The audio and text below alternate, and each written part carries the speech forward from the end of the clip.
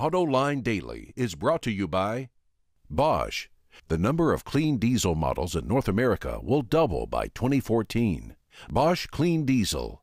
Good, clean, fun. Bridgestone. Your journey, our passion.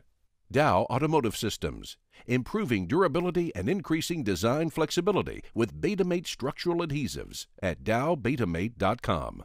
And by Hyundai Elantra, winner of the ALG Residual Value Award 2 years in a row.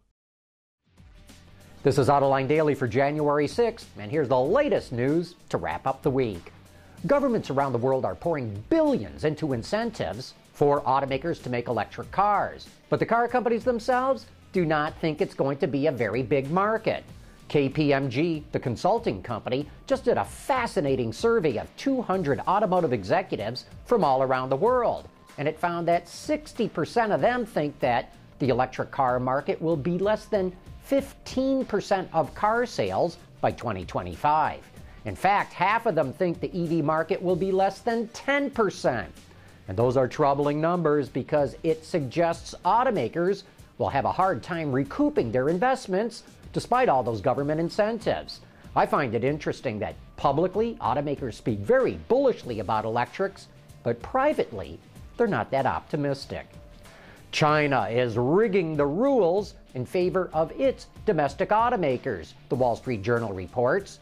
The Chinese government is removing incentives and streamlined approval processes for foreign automakers, but will keep them in place for state-owned car companies. The Journal says foreign companies are trying to figure out what it will mean for the central government to take more control over the industry. Well, I can tell you what they're all worrying about privately. They're worried that one day China will tell them it no longer needs them at all. The joint venture between GM and SAIC is bearing fruit in India. A new Chevrolet Sail hatchback is ripe and ready for picking. The company just showed it off at the new Delhi Auto Expo in India, and it goes on sale later this year. Let's talk about the mass market vehicle for a minute. Henry Ford figured it out last century, and now Hugo Chavez is trying his hand at getting into the car business. Words reports the Venezuelan president, and I'm now making air quotes, wants to put his socialist revolution on wheels. What's the doctor's prescription for motoring nirvana? A government-sponsored joint venture with Chery. Chavez claims the Chinese automaker will offer Venezuelans cheaper, high-quality cars, all the while promoting socialist principles. 2 models will be built in the South American nation. It's said they'll cost just half as much as they would in a capitalist country. Demand for vehicles in Venezuela is strong, spurred on by some of the cheapest gasoline prices in the world. But we all know how well socialist forays into the automotive industry have turned out. And they haven't turned out well. Hyundai is growing so much in the American market that it's building a brand new U.S. headquarters in Fountain Valley, California. The proposed 6-story glass house would be easy on the environment, earning a LEED Gold certification. The cost of this project? More than $150 million. Ford will open an R&D center in Silicon Valley in the first quarter this year, its first research center on the West Coast. It will develop personal mobility solutions for the future and serve as a hub for independent technology projects and identification of new research investments and partners. The new lab will not replace or duplicate any work being done at Ford's other R&D centers around the globe. Hey, be sure to join us on Monday and Tuesday next week as we broadcast live from the floor of the Detroit Auto Show. We'll be going live at noon Eastern Standard Time, and we'll be showing you the new cars being unveiled at the show, as well as interviewing some of the top executives in the industry. Autoline Live at the NAIAS is brought to you by Chrysler, our signature sponsor for the entire show.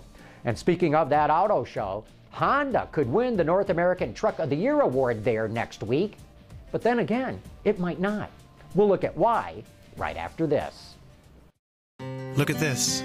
Bridgestone's using natural rubber, researching ways to enhance its quality and performance, and making their factories more environmentally friendly, producing products that save on fuel and emissions, and some that can be reused again.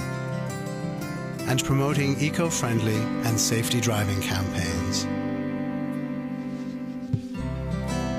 One team, one planet. Bridgestone. The North American Car and Truck of the Year Awards will be announced next Monday morning, and the truck nominees are the topic on Autoline this week. Joining me for that show are Drew Winter from wardsauto.com and Lindsay Brook from Automotive Engineering. We pick up this clip as we're talking about the Honda CR-V. I agree with Drew. Evolutionary vehicle. It's got some features that are moving it forward. I think Honda, like BMW, recognized that the overall package, the overall vehicle size, really can't be messed with that much to keep it in the compact CUV space, so to speak. You don't mess with that. Vehicle really didn't grow in size. It's got some surprise and delight features. It's got a rear seat that's kind of one pull, spring-loaded. Seat goes down. That was a good feature for me. It's got some other things maybe we could talk about in terms of being semi-un-Honda-like, a noisy, somewhat vibratory engine that's just out of character for that brand. And only a 5-speed automatic transmission in a day where companies like Chrysler are on the verge of coming out with 9-speed automatics. So yeah. Honda seems to be behind the curve here technologically. Yeah, I think 6-speed automatics are kind of the industry standard these days.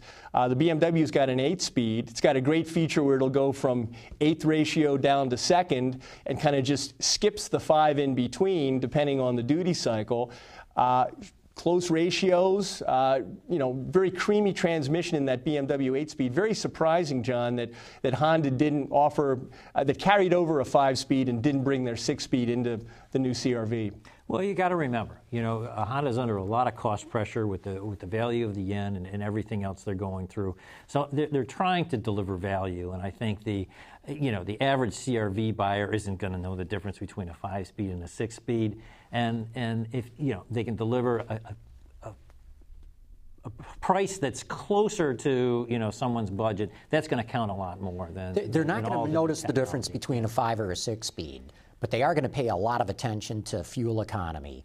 And because it's not out yet, the Ford Escape that goes head-to-head against the CR-V is taking a 5 mile per gallon jump when they come out with the new one. And it's going to be ahead of the CR-V. And I think one of the reasons it's going to be ahead is the CR-V only has a 5-speed automatic. Because, as you know, if you get more gears in there, you can turn the engine slower, make it work more efficiently, and get better fuel economy. You can see that entire interview right now at autoline.tv. Hey, the first roundabout show of the new year is just around the corner, and host Craig Cole has the skinny on this week's episode. With the Detroit Auto Show kicking off in a couple short days, some of Roab's finest will actually be in the studio for this week's show, which will air on a special day and time. Miss Motormouth herself, Michelle Naranjo, will join us in person, as well as Jeffrey Ross from AutoBytel.com. You can catch all the action this Saturday at 5:30 p.m. Eastern Time at your one-stop automotive hotspot, Autoline.tv. And that wraps up the shows for this week. Thank you for watching. We'll see you back here on Monday.